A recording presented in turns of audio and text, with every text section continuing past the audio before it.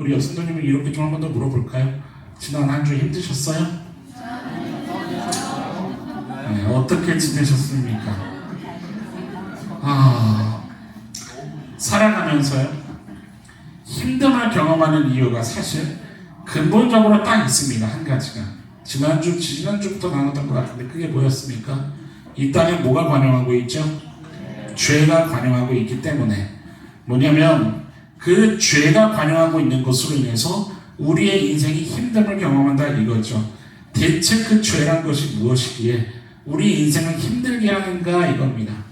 어리면 어린 대로, 젊으면 젊은 대로, 나이가 있으면 있는 대로 남녀노소를 불문하고 심지어 아기까지도 다 포함해서, 아니 성경은 그 범주를 어디로 다 얘기하고 있냐면 모든 피조물이라고 얘기하죠. 모든 피조물이 다 힘듦을 경험하는데 도대체 죄가 무엇이기에 그 힘듦을 경험케 하냐 이거예요. 오늘부터 2주 정도 죄가 가지고 있는 그 특징을 좀 깊게 들여다보려고 하는데, 여러분들 잘 정리하시고 신앙생활에 능동적으로 적용하시는 은혜가 있기를 축원합니다.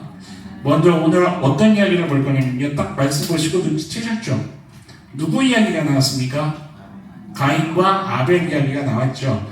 창세기 4장에 가인과 아벨에 대한 이야기가 전반적으로 쫙 등장을 하는데, 오늘은 그 중에서도 결론부를 먼저 볼 겁니다.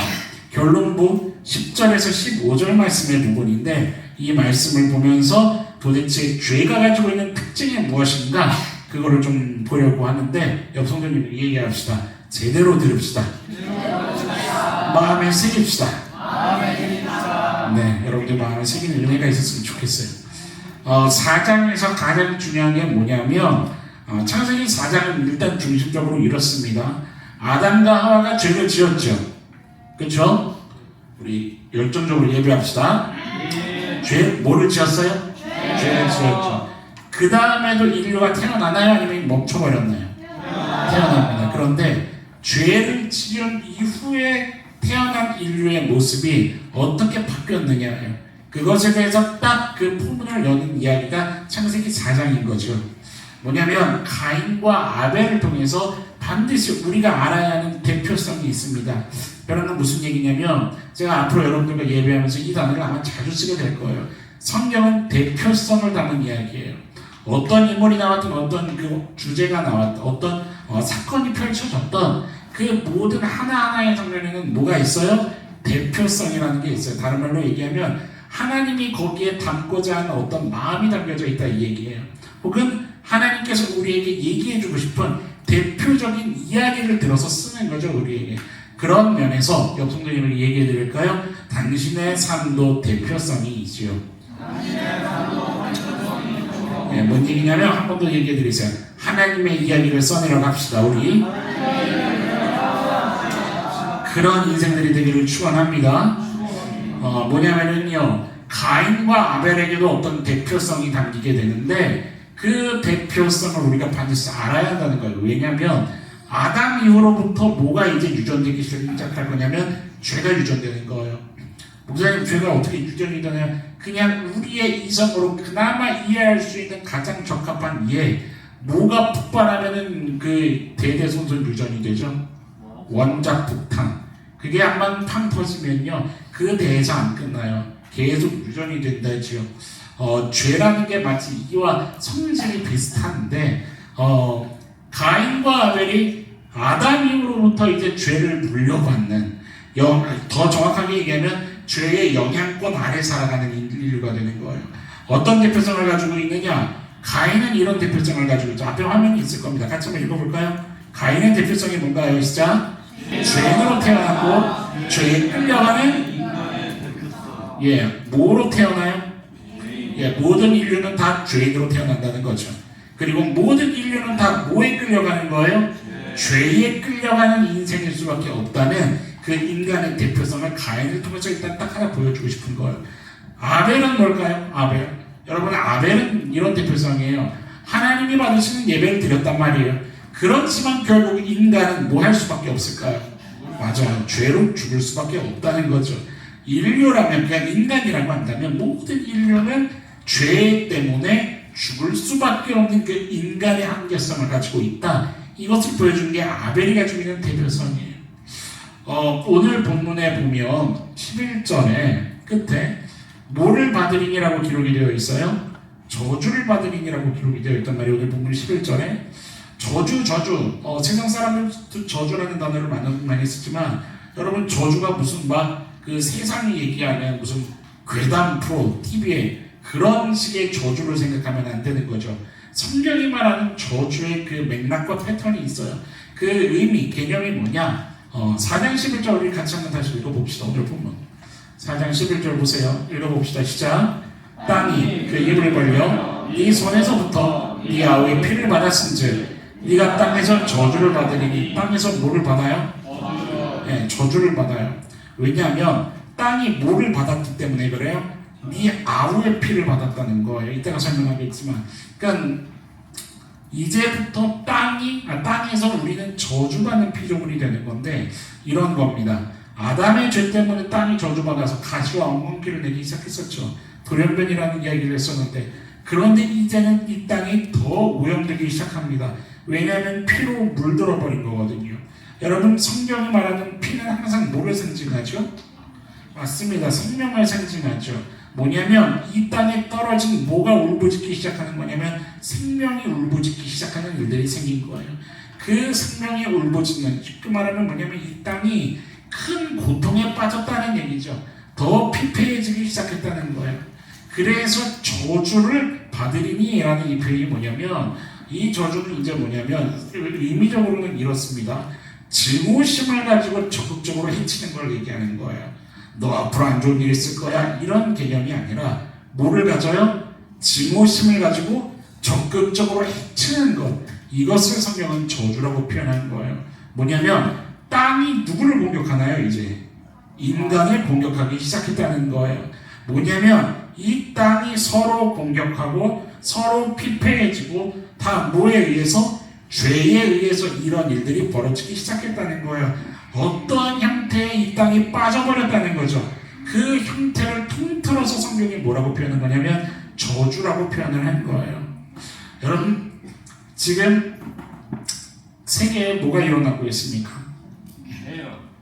뭐 전쟁뿐만이 아니라 이번 여름 어떻다고 뉴스 계속 얘기하죠. 엄청난 더위, 한반도가 뚫렸다, 뭐 이런 뉴스가 어제도 나오더라고요. 기상이변, 뭐 때문에 일어나는 겁니까, 여러분? 에어컨, 뭐 지구 온난화, 뭐 환경 파괴, 이런 거로 인해서 더워지는 건가요? 기상이변이 벌어지는 건가요? 여러분들 로마서 좀 펴봅시다. 로마서 8장 19절 말씀은 이렇게 성경이 증언하고 있습니다. 같이 한번 읽어봅시다. 로마서 8장 19절 다 같이 찾으셨으면 아멘. 시작. 피조물이 고대하는 바는 하나님의 아들들이 나타나는 것을 왜 고대할까요? 피조물이 22절을 읽어봅시다. 바로 아래 다 같이 시작. 피조물이 다 이제까지 함께 탄식하며 함께 고통을 겪고 있는 것을, 피조물도 뭐 하고 있어요? 고통받고 있어요. 이 땅에 피가 떨어져서, 이 땅이 죄로 물들어서, 다른 말로 세상에 죄가 관영하기 시작하면서부터 모든 피조물들은 너나 할 것 없이 다 고통 속에 힘들어하고 있는 거예요. 그러니까 로마서 8장 22절은 뭐를 고백하고 있냐면 19절, 누가 나타나기를 기다리고 있어요? 하나님의 아들들. 이게 뭘까요? 쉽게 말하면 하나님의 형상을 회복해가는, 하늘도 아니고 땅도 아닌 그 존재를 피조물들이 기다리고 있다 이 말이에요. 하나님을 주인으로 고백할 수 있는 그들을 기다리고 있다 이 말이에요. 여러분, 지금 성경이 뭐를 얘기하고 있냐면 죄의 파괴력이라는 것이 참 무섭다는 얘기를 하고 있는 거예요. 가인의 죄로 인해서요, 인간의 죄가 가중되는 모습을 봅니다. 여러분, 사실 인간은 어떤 책임이 있냐면 한번 따라해 봅시다. 모든 피조 세계를 다스리고 가꿀 책임, 예, 그것이 있는 거죠. 그런데 그것을 다 하지 않으니까 피조 세계에도 상처가 나기 시작하는 거예요. 쓴뿌리가 생겼다 이 말이에요. 그리고 도리어 이 모든 피조 세계가 인간을 향해서 도끼를 쏟아내기 시작했다는 거예요. 오늘 본문 12절 말씀을 봐보세요. 기가 막힌 말씀이 있죠. 12절, 4장 12절. 내가 밭을 갈아도 어떨 거예요? 땅이 다시는 그 효력을 네게 주지 아니할 거라는 거예요. 이게 첫 번째 저주죠. 뭐냐면 밭을 갈아도 뭐가 없어요? 소득이 없어요. 무슨 세상이 시작됐습니까? 헛수고의 세상이 시작된 거예요. 아무리 밭을 갈아도 소득이 없어. 이것을 헛수고라고 하는 거죠. 아무리 노력해도 소득이 없는 거예요. 이게 인생이라는 것이 힘들어진 결정적인 이유입니다, 여러분. 노력의 결실을 얻지 못하는 헛수고의 시대가 열린 거예요. 농부가 밭을 아무리 열심히 다해 수고하고 땀 흘리며 갈아도 뭐가 한 방에 와버려요? 태풍이 한 방에 와버려서 다 날려버리는 거예요.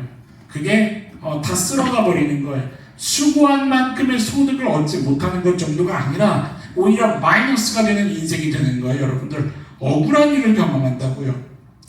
고3 내내 우리 너나들이 축복한 우리 2명의 고3 승리합시다 하나님 안에서. 그런데 그러면 저주하는 것이 아니라 밤 내내 새서 공부를 해도 어떨 수 있어요? 배 아플 수 있어요. 네, 배 아플 수 있어요. 성적이 안 나올 수 있어요. 그래요. 떨어질 수 있다고요. 떨어질 수 있다. 헛수고라고요. 우리 직장인 성도님들 열심히 일하고 계십니까? 네. 열심히 일했는데 뭐 할 수 있어요? 해고당할 수 있어요. 잘릴 수 있다고요. 뭐가 관영하는 겁니까? 이 땅에 죄가 관영하는 거예요. 모든 것은 근본적으로 다 죄가 관영하는 것에서부터 인간의 모든 힘듦이 생기는 거예요. 여러분 이 원리를 알잖아요. 그러면 하나님에 대한 오해가 풀리게 될 수밖에 없습니다. 뭐냐면 하나님이 그렇게 만드신 게 아니죠. 하나님을 원망해서는 안 되는 거죠.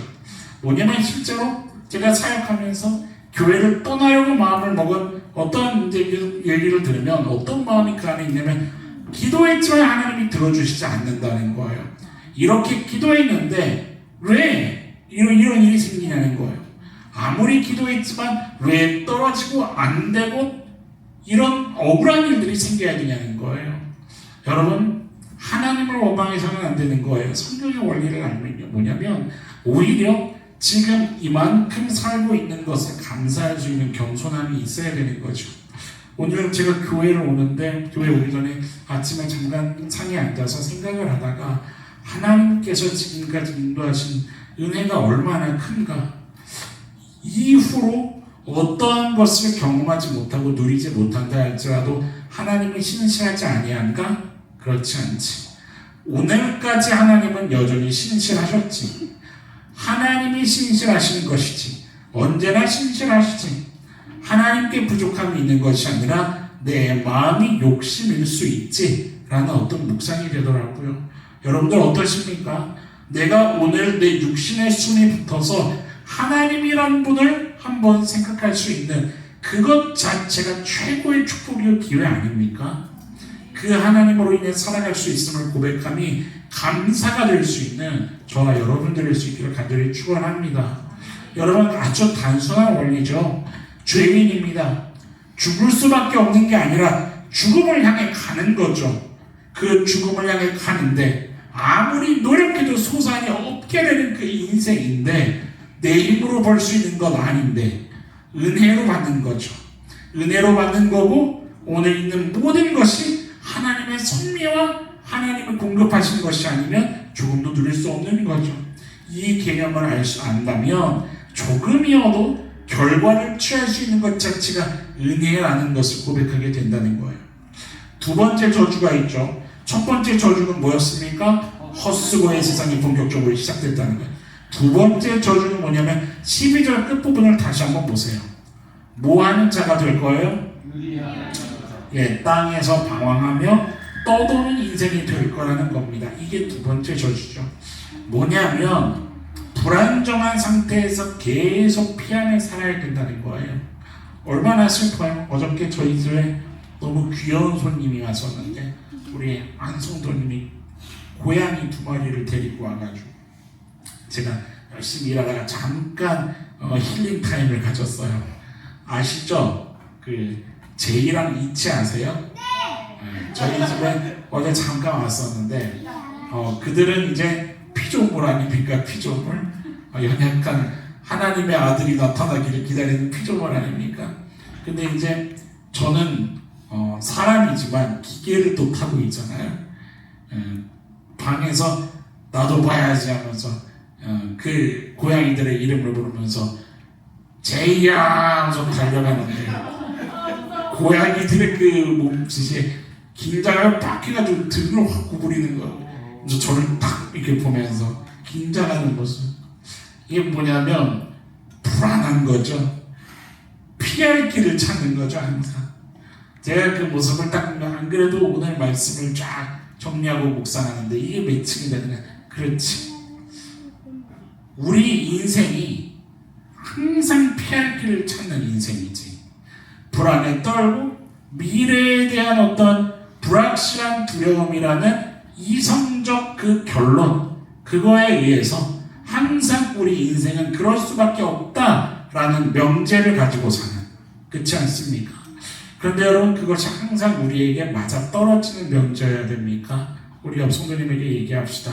주님 바라보면 담대합시다. 아멘. 여러분, 사실요, 불안정한 상태에서 계속 피하면서 사는 것은 어떤 상태에 있는 것을 보여주는 전형적인 저주냐면 죄에 끌려가는 그 인생의 전형적인 모습인 거예요. 죄를 짓고 사는 인간의 상태를 얘기해 주는 거예요. 그래서 인간이 그러한 모습을 갖고 있는 거예요. 여러분, 점을 왜 볼까요? 점. 요즘은 점이라고 안 하죠. 타로. 왜 보는 거예요? 왜 볼까요, 도대체? 모르겠어요. 맹신하더라고요. 맹신. 손 없는 날. 목회자들이 이사 갈 때 제일 좋아하는 찾는 날, 손 있는 날. 네. 그 제일 싸대요. 손 있는 날이 이삿짐 센터에. 얼마나 감사해요. 네? 진리로 자유함을 누리니 그런 것 세상 속에서 아닙니까? 왜 찾아요 그것을? 손 없는 날을 왜 찾아요? 기독교인도 이 짓을 한다니까요. 기독교인도. 무슨 얘기인지 이해하세요? 기도를 받으러 다녀요. 어디 기도를 받으러 다녀요? 제가 그랬죠. 아무데나 갔다 막 머리 뒤밀지 말라고. 여러분, 그런 거 아니죠. 신앙인의 삶은 그런 삶이 아니죠. 나의 왕이신 하나님 한 분을 온전히 모시고 사는 인생에 왜 담대함이 없습니까? 주님과 함께 걷는 길에 왜 담대함이 없습니까? 여러분, UFO를 왜 찾아요? 제가 여기 써왔어요.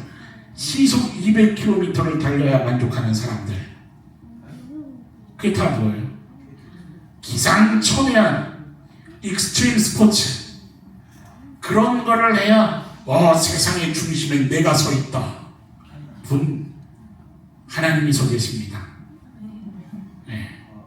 여러분, 이게 지금 다 뭐냐면 인간의 어떤 뭐를 필요로 하는 그 단면이냐면 안정감을 갖고 싶은 거예요. 두려움과 불안함, 여기에서 벗어나서 내가 세워놓은 어떤 성 안에서 내가 만든 그 안정감, 내가 느끼는 그 안정감, 어떤 위협으로부터도 안전하길 바라는 그 요새를 찾는 인간의 모습인 거예요. 뭐냐면 여러분, 이렇게 인류는 뒤집어 얘기하면 힘든 인생을 본격적으로 시작하게 되는 거예요. 힘들고 고달프고 불편한 인생이죠. 쉬울 것 같죠. 그런 것을 찾고 따르고 맹신하는 것이 쉽고 편한 길로 가는 것 같죠. 본격적으로 불편한 길로 가는 거죠. 여러분, 이게 뭐냐면 인간의 안정은 하나님 안에 있다는 것을 믿음으로 고백할 수 있게 되기를 간절히 축원합니다. 하나님을 떠난 자가 어디에서 안정을 찾겠냐 이 말이에요. 여러분, 죄가 관영하며 이 땅의 인류의 모습이 어떤 특징을 갖고 있다 했습니까?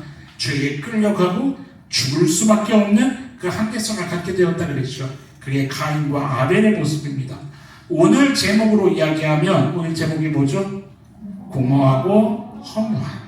그게 바로 공허하고 허무죠. 여러분, 아벨이 왜 죽었습니까? 아벨이 왜 죽었어요? 아벨이 뭐하다 죽었습니까? 막말로 예배하다가 죽은 겁니다. 가인은 죄를 물려받아서 태어나서 그렇다 칠 수 있고, 물론 아벨도 물려받았지만, 여러분 아벨이 그냥 쉽게 생각 없이 말하면 뭔 죄가 있냐 이 말이에요.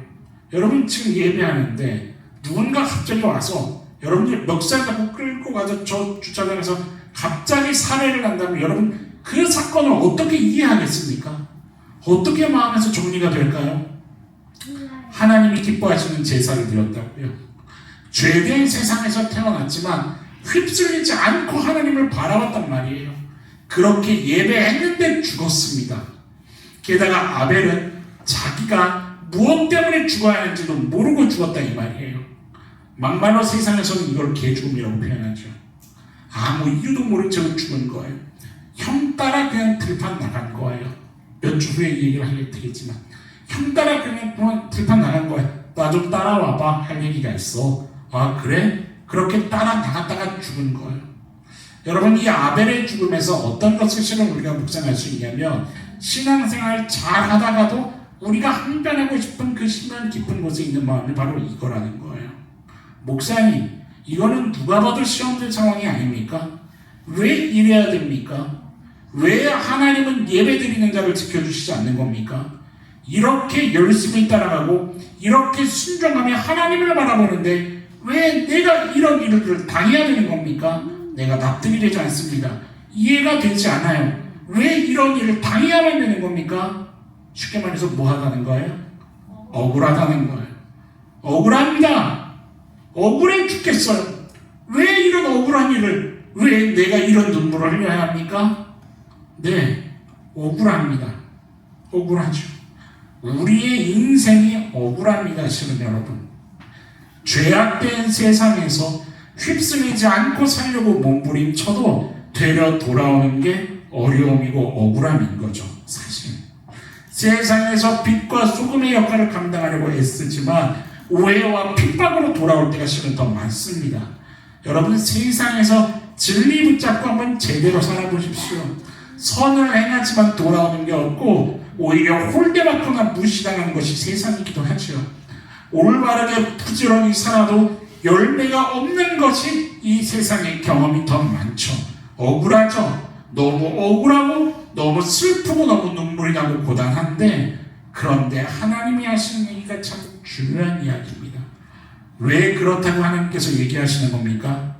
이 세상이 죄로 꺾인 세상이어서 그렇다고 얘기해 주신다는 것에 주안점이 있습니다. 옆 성도님에게 이 중요한 진리를 꼭 얘기해 드립시다. 죄로 세상이 꺾였습니다. 죄로 세상이 오염됐습니다.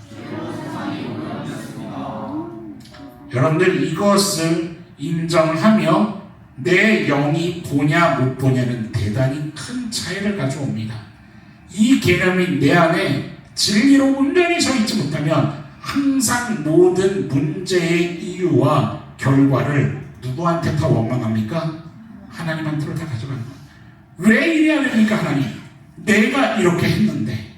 나는 언제나 의인이고 하나님은 언제나 실수하신 어그러진 괴물 같은 신앙의 길을 걸어가게 된다 이 말입니다.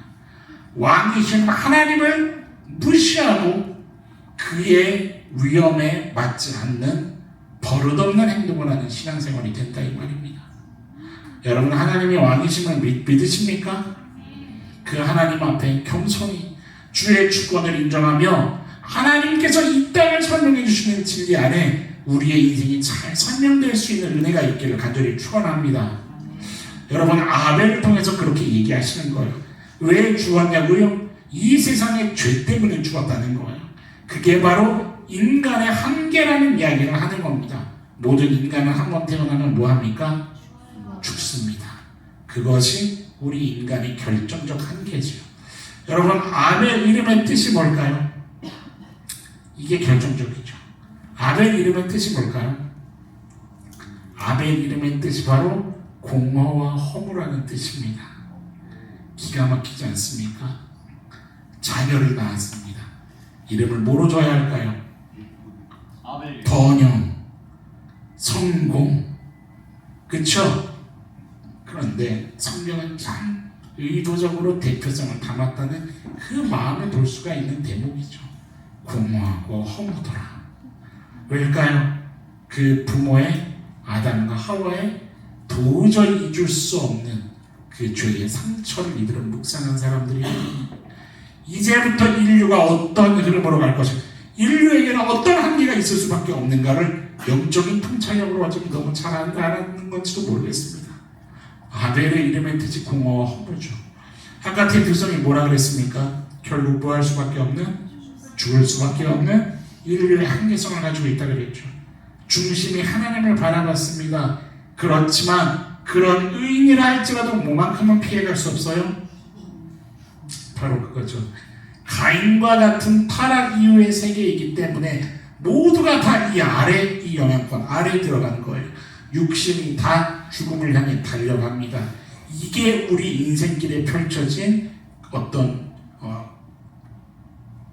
가장 요즘 말로 얘기하면 또 제가 옛날 사람들인지 모르겠지만 완전 신시대. 최종 보스, 와 진짜 신시대. 와. 죽음의 고통. 와. 염성도님에게 한번 물어보시겠어요? 정신없는 사람이라고 한번 볼 거예요. 죽을 때 신날까요? 여러분 죽음을 맞이할 때만 야, 나 죽는다 이럴까요? 여러분 죽음을 맞이하는 사람이 어떻게 그런 소리가 나옵니까? 왜 죽음이 두렵냐? 여러분 이렇게 몰아가지 마세요. 신앙이 있으면 죽음 아니 어떻게 신앙이 있는데 죽음이 두려워? 그냥 반대 딱 맞아요. 어떻게 신앙이, 여러분 성경도 뭐를 얘기하냐면 죽음은 두려운 거라고 얘기하고 있습니다. 왜 두려움을 넘어갈 수 있는 거냐면 그 이후에 영원한 신자의 하나님과의 삶이 있기 때문에 두려움을 넘어갈 수 있는 거죠. 믿으십니까? 그런데 넘어야 하는 문턱은 두려움이죠. 누구라도 죽음 앞에 서면 입이 다물어지게 되어 있습니다. 진중해지는 거죠. 지난 삶을 보게 되는 거고 오늘의 나 자신을 보게 되는 거고 나와 관계된 모든 삶과 사람들을 생각하게 되는 거죠. 그러니까 눈물이 나오고 때로는 두려운 마음도 들고 때로는 걱정도 찾아오고 하는 거죠. 죽음이라는 것은 뭐냐면 인간 앞에 펼쳐질 최종 보스인 그 두려움인 거예요. 여러분 그런데 오늘 제목 뭐죠? 어떻게 끝납니까? 제가 이걸 어떻게 제목을 붙일까 하다가 그러나 시리즈 1, 2 할까? 왜냐면 다음 주에도 어쩌고 저쩌고 그러나 이렇게 하고 있는 제목이 그러나 1, 그러나 2 이렇게 할까? 어쨌든 오늘은 공허와 허무 그러나 이렇게 제가 제목을 생각한 것은 오늘 말씀의 결론이 절망을 결론 내는 게 아니기 때문에 여러분 기뻐하시기 바랍니다. 하나님은 절망으로 결론 내지 않습니다. 믿으십니까? 그렇기 때문에 정신 차리고 기억해야 할 오늘 중요한 메시지가 있는 거죠. 성경이 가인과 아벨의 이야기를 통해 동시에 뭐를 증언하냐면 두 가지를 증언하고 있는데 하나는 아벨의 예배를 받으셨다는 하나고 또 하나는 아벨의 피가 호소하는 소리를 들으셨다는 거죠. 그 두 가지 증언이죠. 여러분 아벨의 삶이요 이 땅에서는 공허와 허무로 끝났을지 모르겠지만 누구 앞에서만큼은 공허하지 않았을까요? 하나님 앞에서만큼은 공허하고 허무하지 않았다는 진리입니다. 믿으십니까? 여러분 의인이라는 것은요 그래서 성품의 문제가 아니라 관계에 의해서 결정이 되는 거죠. 무슨 말이냐면 이런 얘기 하더라고요. 목사님 선한 사람은요 선한 사람이 지옥에 가면 너무 억울하지 않습니까? 여러분 억울할 수 있을지도 모르겠죠. 그렇지만 오늘 말씀이 답이 됩니다. 선하고 안 선하고의 문제가 아니라 누구와의 관계일까요? 하나님하고의 관계라는 얘기예요. 실제로 선과 악의 개념도 누구와의 관계가 바탕인가요? 하나님과의 관계가 바탕이죠. 하나님이 원하시는 것을 따라가는 것이 선이요 하나님이 미워하시는 것으로 가는 길이 악이라 그랬죠. 여러분 결국은 옆 성도님을 얘기합시다. 하나님하고의 관계가 답입니다. 여러분 무슨 말이냐면 하나님하고의 관계 안에서 공허와 허물을 이야기할 수 없다 이 말이에요.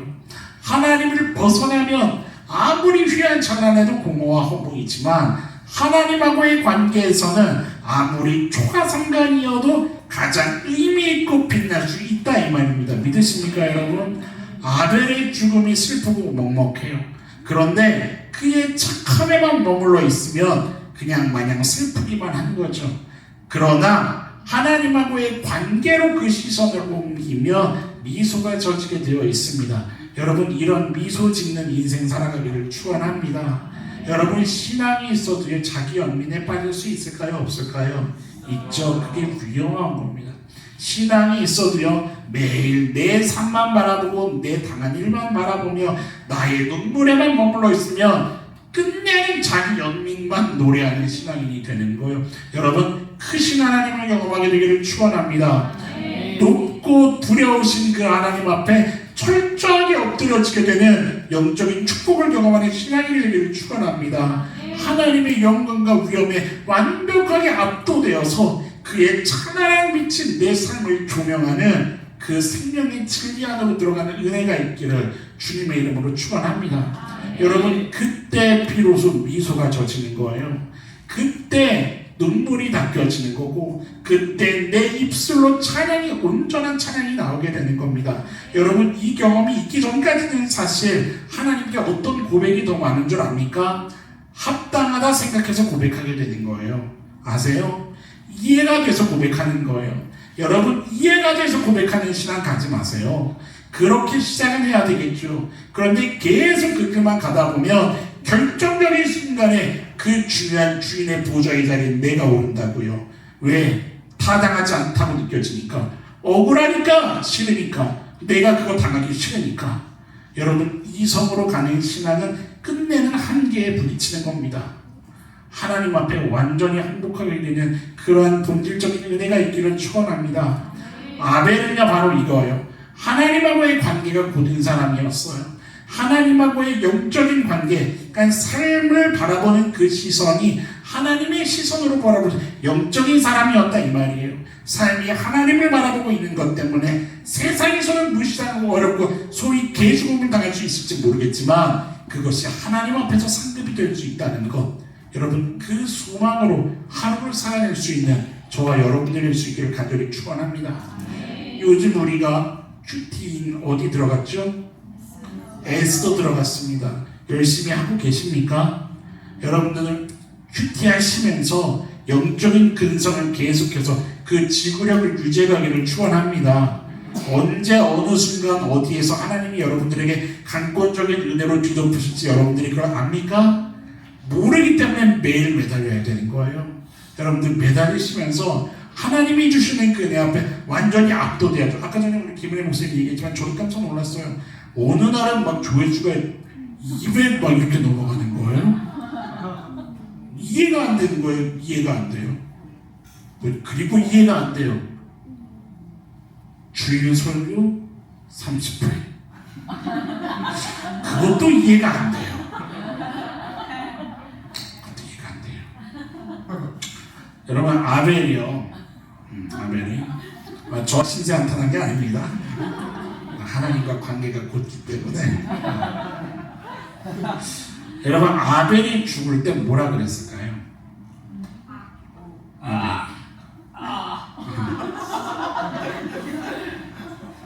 아벨이 죽을 때 이유를 알고 죽었습니까? 모른 채 죽잖아요. 벼랑간 돌을 맞았단 말이에요. 아벨이 죽을 때 뭐라 그랬을까? 저는 감히 두 가지 정도가 묵상이 됐어요. 하나는 4주 후 7월 7일 예배 때 알려드릴 것이고, 오늘 하나를 먼저 알려드릴 건데요.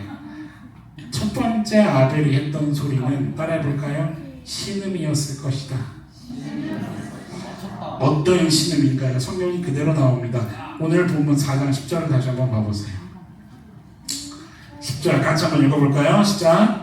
이르시되 네가 무엇을 했느냐? 야훼의 피소리가 땅에서부터 내게 뭐하고 있어요? 뭐냐면 아벨의 피가 땅에서부터 대성통곡하면서 부르짖고 있는 거예요. 피가 호소한다는 것은 뭐냐면 신음하고 있다는 거거든요. 울부짖고 있다는 거거든요. 그런데 이게 하나님 앞에서 귀한 가치가 있다는 거죠. 왜일까요? 출애굽기를 좀 넘어가 봅시다. 출애굽기 2장 24절 말씀을 보면 이런 말씀이 있어요. 여러분 아마 익숙한 말씀이실 겁니다. 출애굽기 2장 24절. 하나님께서 이스라엘 백성들을 왜 애굽에서 건져내시죠? 바로 이것 때문이에요. 읽어봅시다. 24절 시작. 하나님이 그들의 고통 소리를 들으시고 하나님이 아브라함과 이삭과 야곱에게 세운 그의 언약을, 하나님은 신실하신 하나님이시기 때문에 믿으십니까? 하나님은 한번 세우신 언약을 잊으시는 분이 아니시죠. 맞습니까? 틀립니까? 맞죠.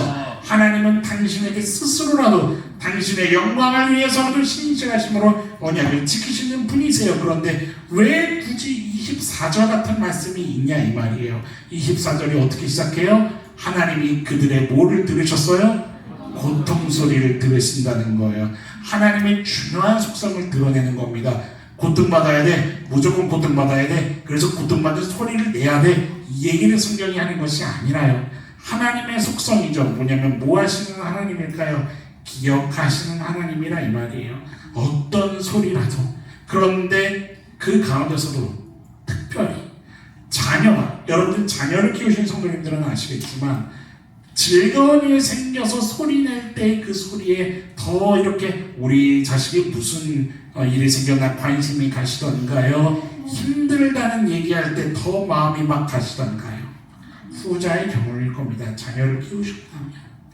사랑하는 사람이 있고 소중한 사람이 여러분들 있으시다면 아마 그가 내는 힘들다는 얘기에 마음이 더 요동하고 진동하는 일들을 경험하셨을 거예요. 하나님이 동일하십니다. 기억하시는 거예요. 자녀가 특히나 울부짖고 있다면 기억하시는 거예요. 땅에서는 공허하고 허무하게 살다가 죽을지 모르겠지만 삶의 중심이 하나님을 향해 몸부림치고 있는 것을 아버지 되시는 하나님께서 기억하신다는 거예요. 그래서 하나님은 갚으실 것입니다. 믿으십니까?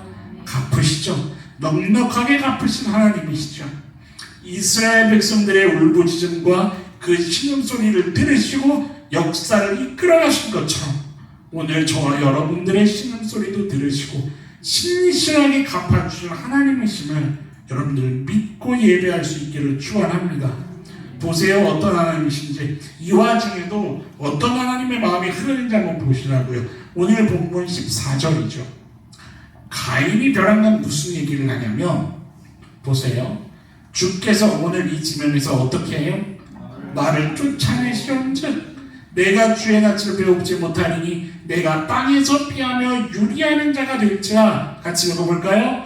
무릇 나를 만나는 자마다 나를 죽이겠나이다. 지금 가인이 뭐라고 얘기하고 있어요? 나 뭐 할 것 같다? 나 죽일지도 모르겠다. 근데 이유를 어디에서 끄집어내고 있어요? 그 앞에 보세요. 주께서 오늘 이 지면에서 나를 누가 쫓아냈기 때문이라는 거예요? 당신이 쫓아냈기 때문에 난 이제 뭐 할 수도 있다. 죽을 수도 있다. 그 중간에 보세요. 나는 뭐가 어떤 자가 될지라? 유리한 자가 될지라. 왜요? 당신이 나를 내쫓았으니까 나 이제 떠돌지 않겠냐? 그럼 난 죽을 수도 있는데 그러니까 뭐 해라? 책임져라. 이 마음이 있지 않겠어요? 지금 가인이 그걸 얘기하고 있는 거예요. 그러니까 뭐냐면 지금 이 말에는 무언가 투덜대며 불만이 섞인 뉘앙스가 담겨있다 이 말이에요. 여러분 가인이 지금 뭐냐면 자기가 지은 죄에 대한 뭐가요? 벌이 너무 어떻다는 거예요.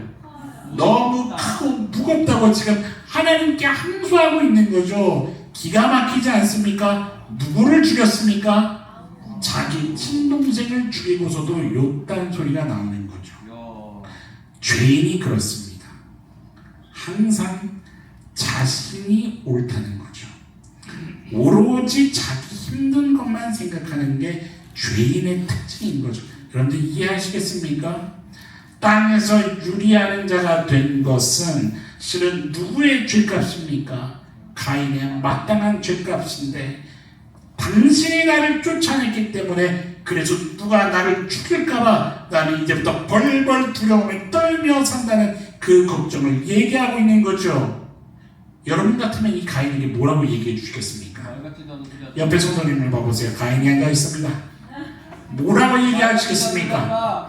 네? 말 같지도 않은 소리 하지 말라고. 뭐라고 얘기하시겠어요? 저는 대번에 그러게 왜 죽여 이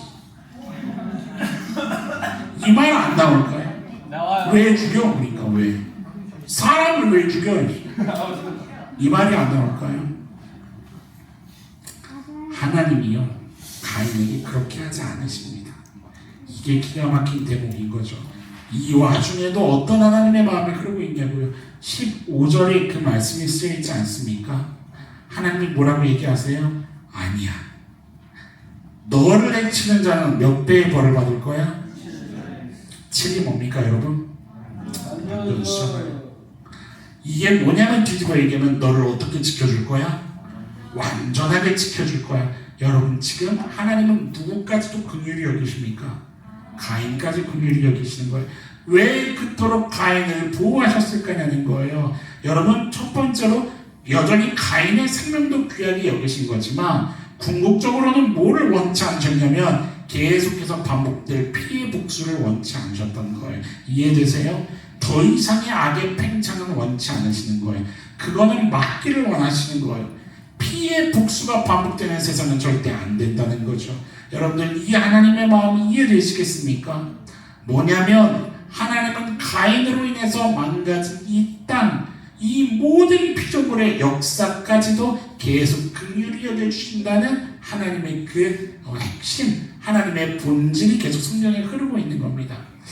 오늘 본문이 아닌데 뒤쪽에 4장 25절에 보면 이런 말씀이 쓰여 있죠. 25절을 봐보세요. 아담이 다시 자기 아내와 동침함에 그가 아들을 낳아 그의 이름을 뭐라고 불러요? 셋이라고 부르죠. 이는 하나님이 내게 가인이 죽인 아벨 대신에 뭐를 주셨어요? 다른 씨를 주셨다. 이름을 뭐라고 붙였습니까? 셋인데 이걸 어떻게 표현하고 있냐면 다른 씨를 낳았다는 것에 우리가 주목해야 된다는 거죠. 여러분 상식적으로 이해가 되지 않습니다. 부모가 같습니다. 그런데 다른 씨라고 표현하는 게 맞나요? 아니죠. 부모가 엄마도 아빠도 똑같습니다. 그런데 다른 씨라고 표현하는 것에 우리가 좀 주목을 해야 된다는 거예요. 왜 다른 씨로 표현했을까요? 이게 바로 의도성이에요. 뭐냐면 가인이 죄로 꺾었을 때도 하나님은 여전히 뭘 하셨냐면 사람을 향한 그 소망을 포기하지 않는 거예요. 그리고 뭘 하시냐면 여전히 하나님의 열심을 이 땅을 향해 보이시는 하나님도 몸부림을 치셨다는 얘기를 성경이 증언하고 있는 거예요. 여러분 하와가 아기를 딱 낳는 순간 그 아기를 보면서 알았습니다. 뭐를요? 그렇구나. 이 아이를 통해서 하나님은 다른 역사를 써내려가시겠구나. 여전히 하나님은 회복의 기회를 이 땅에 허락하시는구나. 그것을 고백했다는 거죠. 여러분 이미 다뤘지만 실제로 셋의 후손에서 누가 나옵니까? 누가 나와요? 셋의 후손에서?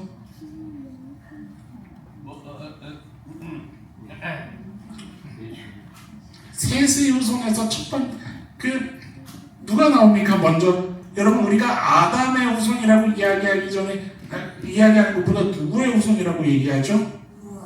그렇죠. 여러분 셋의 족보를 우리 노아의 방주 이야기 좀 다뤘었잖아요. 셋의 후손에서 노아가 나오죠.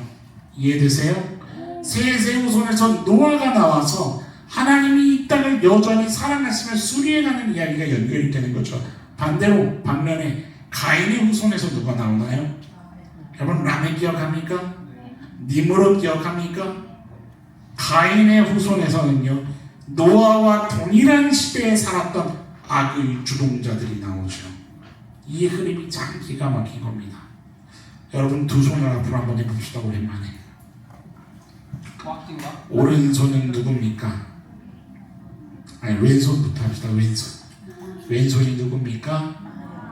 나이며 가인이며 가인의 후예며 가인의 후손들 니므롯 라멕 그렇습니다. 나는 언제나 하나님을 향해 내 중심적인 소리를 지르고 있는 참으로 연약한 사람입니다. 그런데 오른손 또 하나의 역사의 흐름에는 여전히 하나님의 사랑이 있습니다. 그 사랑은 오늘도 나를 찾아와 두드리고 어루만지시기를 원하십니다. 합체해볼까요? 그리고 내 인생에 스며들어 충만한 관계로 가기를 원하시는 하나님이십니다. 믿으십니까?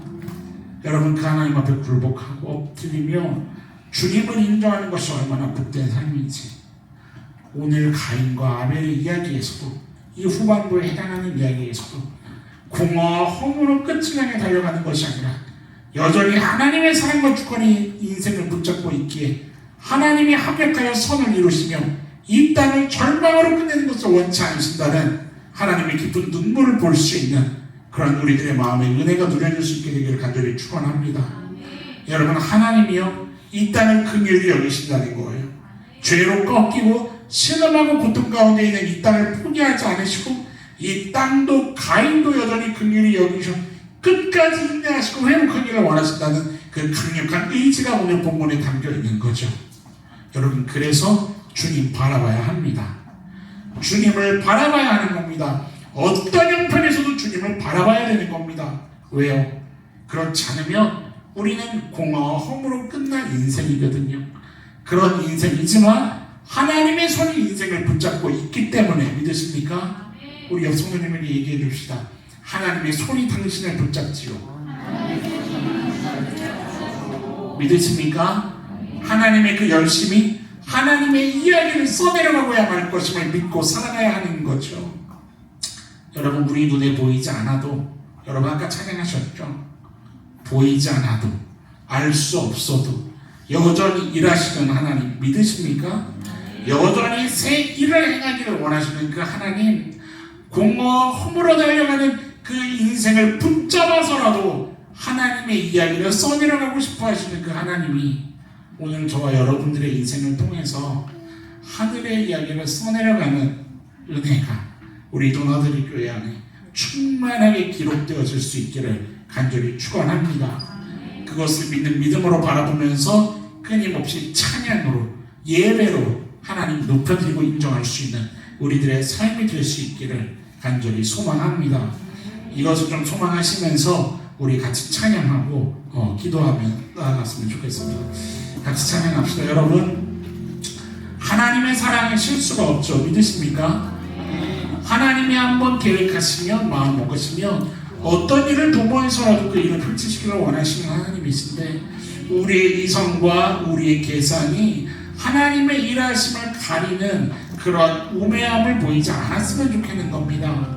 여러분, 믿음의 눈을 열어서 공허와 허무에 갇혀 있어서 계속 그것을 얘기하는 것이 아니라 하나님이 여전히 포기하지 않으셨음을 그것을 증명해낼 수 있는 인생이라면 얼마나 행복하겠습니까? 저와 여러분들이 그것을 소망할 수 있었으면 좋겠는 거예요. 한 번도 변치 않으셨던 그 사랑, 우리 좀 이 시간에 일어나서 우리 가슴에 좀 손을 얹고 오늘도 그 사랑이 내 인생을 바라보고 있음을 우리 담대하게 믿음으로 좀 고백하고 선포하고 같이 기도하며 나아가도록 합시다. 여러분 음성으로 좀 고백하며 나아갑시다. 아버지 사랑, 아버지 사랑 내가 노래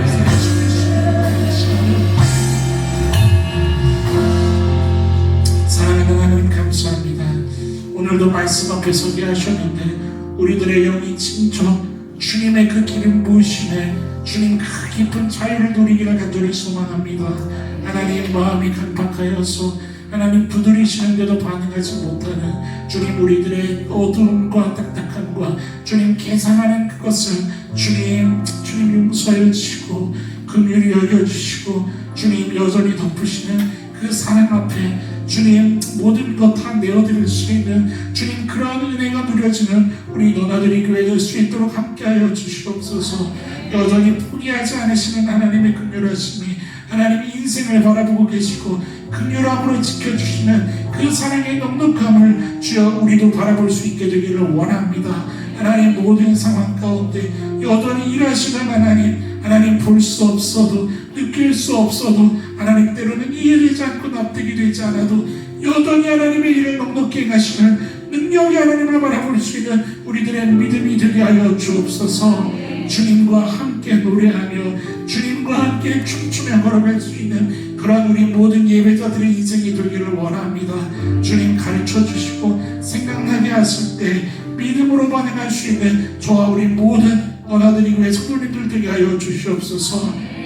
믿음의 사람을 찾을 때 주여 내가 여기 있습니다 고백할 수 있는 우리 모든 한 사람이 되기를 원합니다.